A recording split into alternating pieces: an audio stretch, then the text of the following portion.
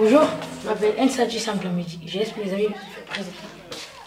Bonjour, je m'appelle Alain Zoutinadib, j'ai 16 ans, je suis de la Courneuve 93.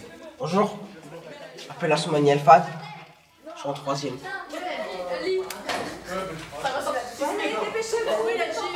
Je suis Latifa Beriel, la coordinatrice de la classe relais d'Aubervilliers. Donc les locaux sont situés dans les murs du collège Rosa Luxembourg qui est aussi à Aubervilliers. La classe relais, c'est un dispositif de l'éducation nationale qui a pour vocation de remobiliser en fait des élèves qui sont un peu perdus, qui n'aiment plus aller en cours. Donc voilà, donc on essaie de remobiliser un petit peu tout ça en leur proposant autre chose. Donc il y a une remédiation classique, mais il y a aussi une pédagogie à travers un projet. Donc le projet de cette année, ça a été un projet d'improvisation théâtrale. C'est la première fois que je fais la classe relais. La classe relais, en fait, c'est quand on a décroché un peu à un certain moment de notre scolarité, on a décroché un petit peu. On vient ici pour qu'ils nous remettent bien. Ou sinon, quand on a eu des petits problèmes de comportement. Essayez là de commencer avec un truc très neutre. Ok, maintenant je vais vous donner une balle, d'accord? Et vous allez vous l'envoyer gentiment, d'accord? Avec une adresse regard. Nous, on bosse beaucoup avec eux sur l'écoute, la réactivité et l'acceptation. C'est un petit peu des mots barbares. Qu'est-ce que c'est qu'écouter? C'est juste prendre le temps de se poser dans une situation, d'écouter son camarade de jeu, son partenaire de jeu, du coup qui sont aussi leurs copains de classe, leurs copains de cours. Juste écouter, être là, en écoute. Proposition, ils s'écoutent, ils jouent ensemble, ils jouent vraiment ensemble. Réactivité, donc c'est aussi du coup savoir être là tout de suite.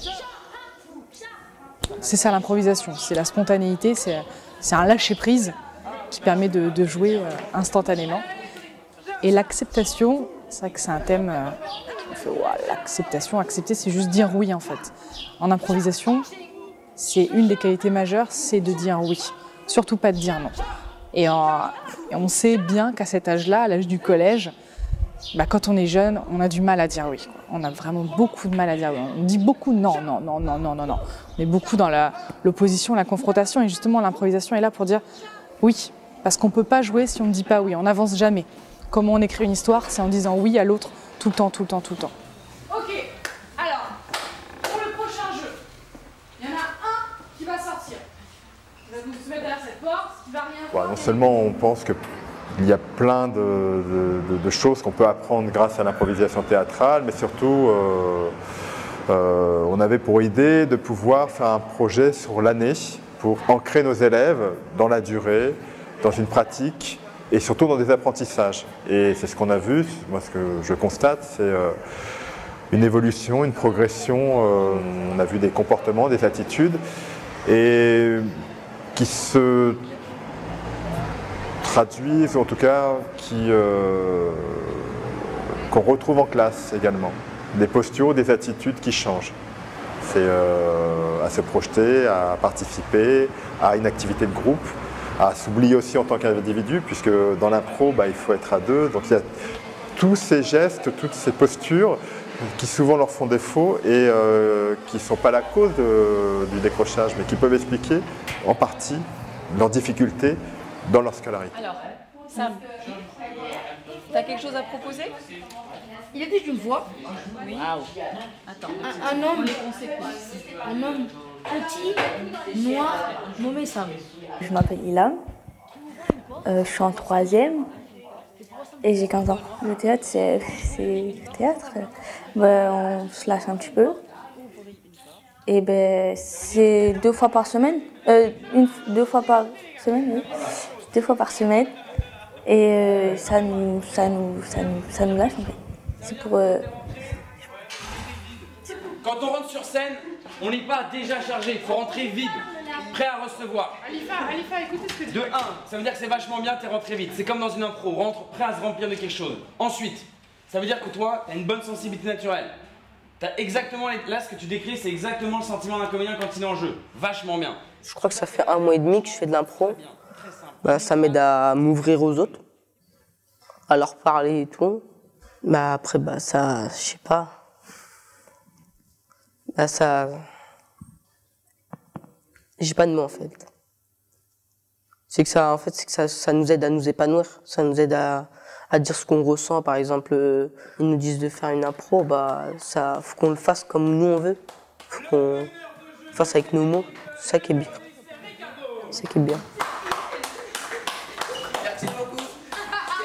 Pourquoi l'impro dans les classes relais? Je pense que déjà, visiblement, c'est une tradition dans les classes relais de mener des projets artistiques avec des artistes intervenants. Tu crois que ça peut précipiter? C'est bien qu'on ne tolère pas ce genre de garçon à la famille. Pourquoi? Parce qu'il est mort? Avec qui? Le chocolat? Oui. Mon père avec le chocolat. On a fait la guerre en Afrique et tu veux te marier avec? Oui. Non mais c'est dégueulasse. Vas-y, aide-moi là. Tu veux une barre de gâteau, c'est comment? Vas-y, gâteau. Vas-y, je te coupe, tiens le couteau, il est dans ma poche, Harry. Tu prends le couteau. Coupe une part pour moi aussi, s'il te plaît. Fais attention, la salit pas.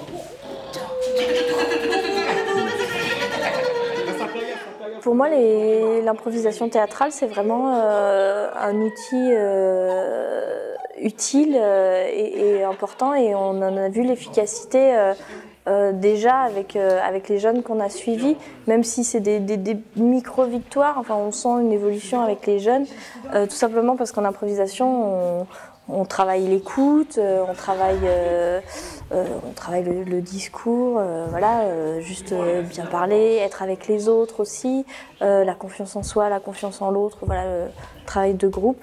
Donc c'est vraiment des notions dont on a besoin au quotidien, voilà, qui sont essentielles et dans la vie et en impro. Et donc voilà, et vraiment l'improvisation, c'est des exercices qui permettent déjà de prendre conscience de ces choses-là et puis après de les développer, voilà, tout en développant aussi donc, son imagination d'une manière ludique. Voilà. C'est vachement bien, voilà. Sarah a raison de souligner ce qu'a fait Sarah.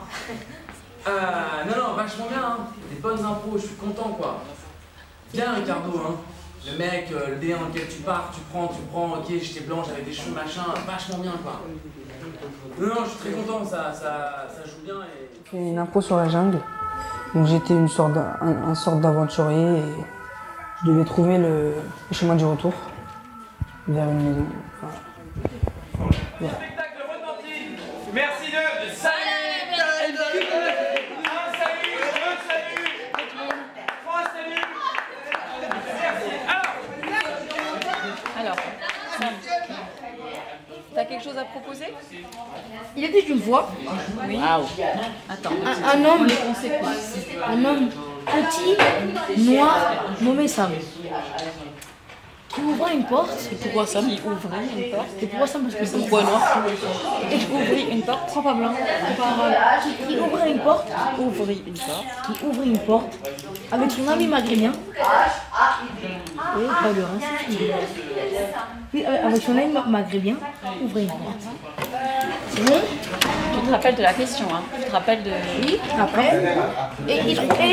Et ces deux compères essayaient de pousser le ciel. Mais jadis, ils n'arrivaient pas. Donc, ils trouvaient un anneau jaune. Une lampe jaune. Ils se sont dit, comme il faut que l'anneau, il n'y en a qu'un seul, donc on était deux, coupons l'anneau en moitié, en deux. Ils fument, couper l'anneau en deux, et mettre la moitié sur l'autre et la moitié sur l'autre. Et les deux, poussent le ciel. Alors, allez bien ou pas? C'est pas mal, c'est pas mal. C'est cocasse comme histoire. Il est magnifique. Alors, c'est pas mal. Madame, faut que j'aille mettre de l'eau, regardez. Alors, est-ce que tu as répondu aux trois contraintes qui étaient, je te rappelle, les mots à utiliser? Porte, anneau, jaune.